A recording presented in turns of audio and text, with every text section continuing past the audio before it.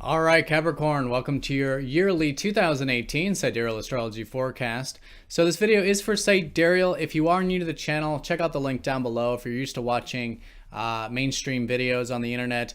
Basically, we're using the actual size of the constellations, so the signs are different from mainstream astrology, and you do want to make sure you're watching this video for your correct sign, for your sidereal sign. So there's a link down there, check that out. There's also a birth chart calculator to find out what your sun, moon, and ascendant signs are in sidereal, because I do recommend watching these videos for all three so you get a more holistic picture for the year. So Capricorn, let's have a look. The areas of emphasis will be on your 12th house, actually. This will be quite significant because it's involving your ruler, Saturn in the 12th. So this is going to be over the next couple years, more of an emphasis on either matters pertaining to spirituality or psychology, or getting into the deeper dimensions of life that is essentially about us finding peace at the end of the day. You may notice that with your career, your work, getting more involved with that, but generally about you, getting your alone time, meditative time, discovering more about psychology, all of this stuff, maybe even music as well for a lot of you, or more receptive arts. Really the key, I think, being emphasized. Now, Jupiter is expanding your 10th house of career. So another area of emphasis will be on your public image. A lot of you either getting more productive this year, having some new beginnings with your career, getting more out there and sharing your gifts with the world. And, basically building things for society, which is essentially what your sign is all about. So that's expanding. That's more easy with the expansion Jupiter energy, but you're not, resistant of Saturn either. It's your ruler. So this equal balance, I think, between the expansion of your career and then also getting that receptive energy as well. All right, so let's look at all of this here in more detail when we return.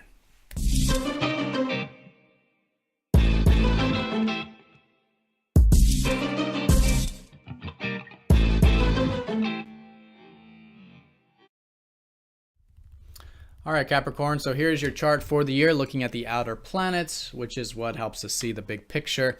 There's Saturn, your ruler, in the 12th house, there for the next couple years, helping you develop that spirituality, that alone time, essentially to find more peace in your life. Maybe some of you getting more rest, in fact. Tranquility, things like that. Jupiter in your 10th, up at the top of your chart, expanding your career, your productive life, really good for that stuff as well. So this is a general reading, of course, so if you'd like a more specific look, I do recommend getting a personal reading. Down below and after this video is a link for 20% off. So if you are coming from this video, you do get 20% off readings. So do check that out at the end here if you want a more specific look. But let's have a look at the specific months here. January 16th, we do have Jupiter sextiling up to Pluto. And in fact, Jupiter's in a very good aspect, a few good aspects, or two good ones this year. And so this is giving positive support with that career area. So a lot of you with this one, right off the bat, January, probably feeling a bit empowered when it comes to your career, your productive life, your achievements, more success, maybe getting more recognition, notoriety, things like this, really expanding for you.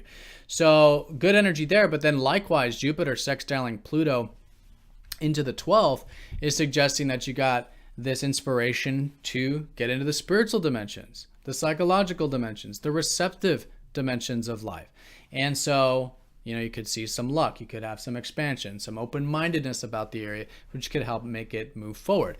And this is really not a new area for you because you've had Pluto here for about the past 10 or 11 years, suggesting that there's been a lot of deep things in your subconscious, in your psyche, that you have been transforming, that you have been facing some fears of, that you have been letting go of. And so this is now, these next couple years with Saturn here is really about the establishment, the building of more spiritual health, more psychological health, right? And all this kind of stuff, which you have a lot of support to do this year in particular. So the new moon in January will be in that 12th house. There could be new beginnings with this right off the bat, mid-January, with essentially getting more in touch with your beingness, and in a spiritual level, more in touch with God or the universe or source, however you see that. And through this, developing this greater present moment connection and trust about life and in life, and just really developing your intuition as well. And your inner guidance, your inner connectivity, and your compassion even, and your understanding and all this. So really great month for kicking things off with this important area. Now, January 31st, we do have a lunar eclipse in Cancer, although I think it's going to be pulling more on the Leo side of it because of the fact that the North Node is finishing Leo January through March, these first few months of the year. And this is significant because when the North Node finishes a area, it emphasizes it. It makes it feel like it's completed. And so what you're completing here, these first few months, is depth, is intimacy, is openness. There's been a lot of stuff you've been learning about this area this past year and a half that now is completing. Maybe even also too, healthy interdependency, relying on others could be part of it, or matters pertaining to others' money or resources. Okay, maybe some completions if there's anything like that for you in your life. And then fundamentally, just facing fears, this more empowering you, this empowering self that is now more willing to face fears, transform things, having less attachment to matter. So very empowering for you, I think, coming into the year. But you will likely notice the shift more in terms of relationships these first few months. The North Node is going to be shifting into your 7th of relationships, this sort of undercurrent pulling you into this sector. And so really good year for learning about them. Okay, and especially with these eclipses, right? So this, this eclipse January 31st, and then February 15th, we have a solar eclipse in your sign, in your first house, which in February, it's more about releasing some unhealthy things regarding your independence, regarding your personal needs. If you feel like there's any over extremes with your personal needs, your wants, your desires, or a lot of independence in your life, maybe letting some of that go so you can bring some balance back to this area. Or maybe there's not enough of it. There's not enough independence, not enough of a concentration on your personal needs. Maybe that needs to be brought back into balance. But whatever it is, mid-February, sit with it, see how it feels, see what there is something here that you're bringing back into balance regarding yourself and your independence. And through that, it's going to help you develop your relationships because life is taking you into the development of those relationships. And of course, we have to have balance with self and our personal needs before developing healthy relationships. And being willing to cooperate and work with others too, right? So that's February. April 14th, Jupiter does sextile up to Pluto. So this is again, supportive energy involving the productive career sector and that easygoing sector, which started in January. But by April 14th here, there's likely a little bit more of a tangible thing about it, more than likely. So if there wasn't anything tangible in January involving these things, there will likely be mid-April of now implementing, moving forward, the empowering with the career and the opportunity to get in touch with your beingness and the present moment. Now, also mid-April, April 15th, we have a new moon in Pisces. And the reason this is significant, it is going to be conjunct Uranus. So Uranus has been helping you over the past 8 years have more freedom with your communication, to break free with this area, to anything holding you back, limiting you here with this. And then also too with practical things, learning, reading, writing, all this rational, practical, communicative stuff. It's been very liberating for you. And so now another new beginning with this, new beginning with maybe some stuff involving reading, writing, communication. But whatever it is, sitting with this around April 15th, see what your higher self, Uranus type of energy is helping you bring more freedom with here. And I think you'll find some new beginnings with that area. May 25th, Jupiter trines Neptune, the second good aspect with Jupiter. Neptune in a trine, very nice aspect. And this is from your second house. I think over the past 10 years, there's likely been some uncertainty with your income or investments or savings or things like that. But now there's this really good support with Jupiter, suggesting that you are more willing to go with the flow when it comes to the financial side of your life, for example, or with your sense of self-worth. You're just more present with it, more connected to it. And that's supporting your career. These are the earth houses. Very good synergy here between resources, both inner and outer resources, supporting your career, and vice versa, your career or your productive life supporting the financial. It's very serendipitous, and it's very much about hopes and wishes and a lot of things just kind of flowing with those areas. So that's the date with that. And by the way, that started in December, that one I just talked about. So if you did notice something new in December with that, that's when things could get a little bit more tangible here in this May 25th. So let's look at June now into about the summertime if you're in the northern hemisphere, winter if you're in the southern. So June 28th, we do have a full moon in that 12th house. So we talked about how there's this whole new beginning with your spiritual self.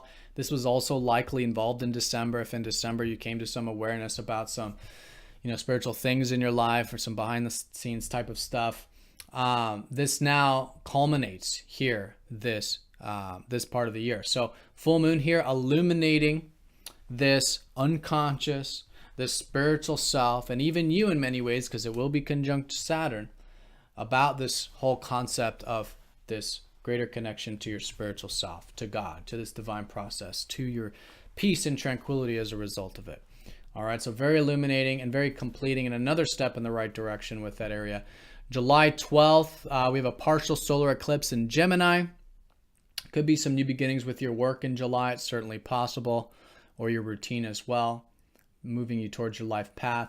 And then July 27th, we do have a lunar eclipse in that first house of yours. So we talked about how in February, there was this new beginning about bringing balance back to your independence and your personal needs, if there's any over or under extremes with it.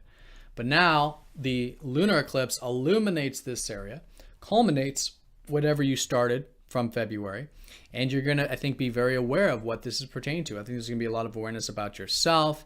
It's an excellent part of the year to do a status check with yourself in general in your life, but see what is working with this. And maybe this is when you do some releasing, letting go of some of this over under extremes with personal independence or needs, and then moving and shifting towards, again, those relationships, because that really is the undercurrent where things are taking you. Give and take, cooperation, harmony, willing to work with others, willing to get involved with relationships. I think that's a great way of focusing your attention this year. And we do have a partial solar eclipse August 11th, which will be in that 8th house. Again, more steps in the right direction with intimacy, openness, vulnerability, which is great. And really this whole late summer and early autumn time, again, if you're in the northern hemisphere, opposite if you're in the southern time period, is really a completion time.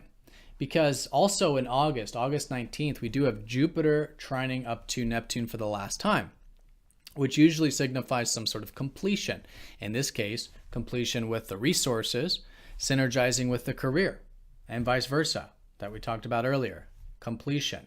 Then September 12th, Jupiter sextiles Pluto for the last time.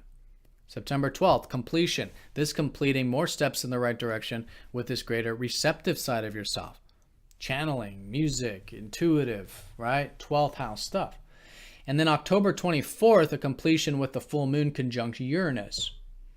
And so we talked about how in April there might be some new beginnings with communication, feeling some freedom here, maybe with your community, actually, your peers. And now there's a completion with this, October 24th. So the last couple months of the year, November, December, I think are going to be emphasizing your 11th house of friends, of group-related stuff, networking, community things, or whatever your future aspirations are, whatever you feel like is larger than yourself. It's usually a little bit of both. Larger than self in terms of community, larger than self in terms of your future self, your future hopes and wishes and dreams, and all this kind of expanding. So really good time these last couple months and into 2019 to develop the future and your progressive side and your community-oriented side. In fact, December 7th, there will be a new moon here. So there will be some new beginnings early December taking you into 2019 involving that area. All right, so Capricorn, have a fantastic year. Thank you for watching. Do check that link out if you do want that 20% discount on the yearly reading. But wishing you the very best year, and I'll see you all very soon for the next forecast. Take care.